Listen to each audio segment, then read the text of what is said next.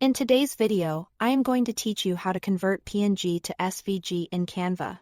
If you are preparing logos, icons, or graphics that need to stay crisp at any size, SVG is a popular choice because it scales cleanly. Before we start, a quick heads up.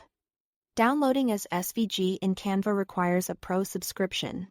Make sure you are signed in to a plan that supports this, so the download option appears later. Begin by opening a project in Canva.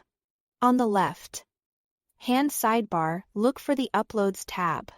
Click to open it. Then upload your PNG file from your computer. For best results, choose the highest quality PNG you have. If your image has a transparent background, that's great, it will carry through to your SVG. Once the PNG finishes uploading, you'll see it in your Uploads panel, ready to use. Next, add it to your design. Simply drag the uploaded PNG from the Uploads tab onto your canvas. You can resize it by dragging the corner handles. And Canva will preserve the aspect ratio so it doesn't distort. If you want to check edges or transparency, you can position it over a contrasting background color in your design to make sure everything looks clean. This doesn't change the process. It just helps you confirm the graphic appears the way you expect.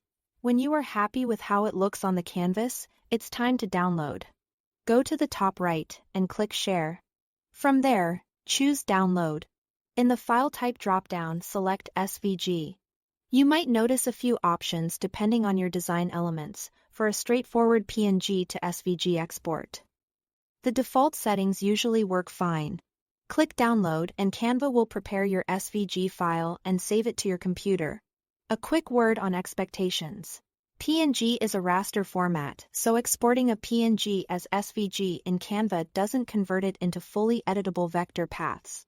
In many cases, the image is placed inside an SVG container, which makes it convenient for workflows that prefer SVG files, and can help with consistent placement and scaling. However, it won't behave like a hand-drawn vector, you can edit point by point. If you need true vector editing, consider rebuilding simple shapes with Canva's native elements or starting from a vector source. That's the process from start to finish. Thanks for watching.